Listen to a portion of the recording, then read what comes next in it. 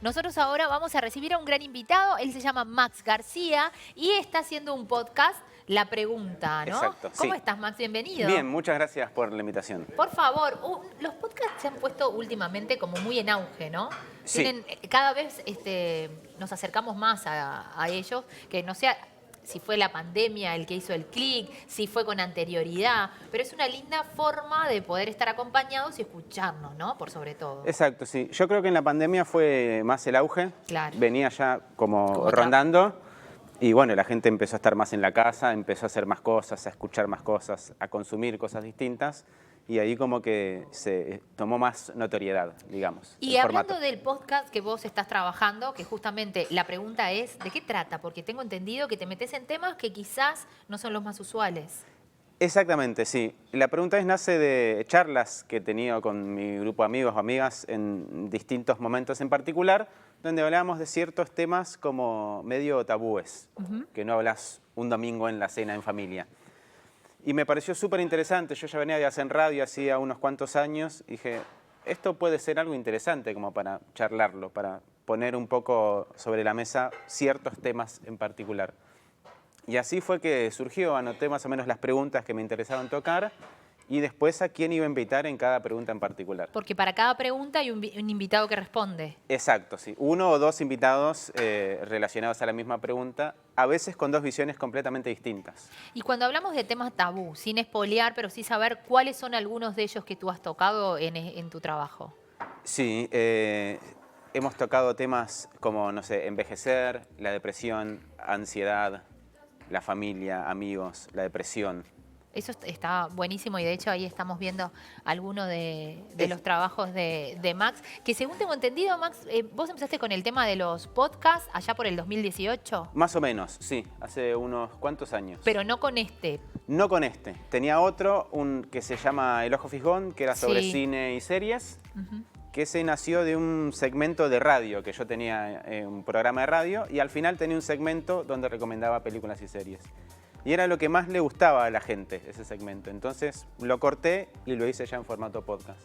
Después pasé a la pregunta es que es más de entrevistas, porque a mí me gusta mucho entrevistar. Claro.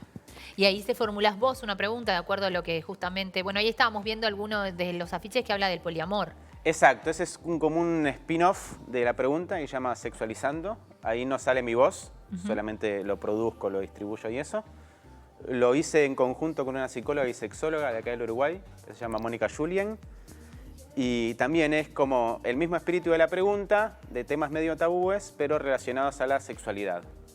El poliamor, amor romántico, sexo trans y otras cosas más. Está buenísimo porque además, como bien vos nos decías, en estos podcasts también las respuestas son dadas por profesionales también, Sí, ¿no? sí, de gente que sabe. Ahí va, hay como que también lo que uno piensa o supone o cree, pero también la respuesta de un profesional. Exacto. Y eso imagino que también lleva trabajo, ¿no? El coordinar, el ver qué preguntar, cómo armar. El prepararse también. Exacto, para no estar ahí hablando sin saber, digamos. Exacto. Y más de estos temas, ¿no? Porque no es que estemos hablando va a estar lindo o va a estar feo. Obvio, sí, sí, sí. Y eso requiere también de un entrenamiento y de un trabajo que imagino que lo debe de llevar también su tiempo. Lleva su tiempo. Sí, ahora estoy saliendo cada 15, 20 días, pero antes salía de manera mensual. Así tenía más tiempo para prepararme. Claro. Y ahora, bueno, fue tal el éxito que la gente... Salió, porque sí. además eso es importante, ¿no? Porque cuando uno lo hace, no sabe a cuánta gente le va a llegar. Y después cuando vas viendo las reproducciones y demás, imagino que tiene que ser gratificante cuando ves que eso que vos querés contar, que el otro que le interese escuchar. Sí, sí.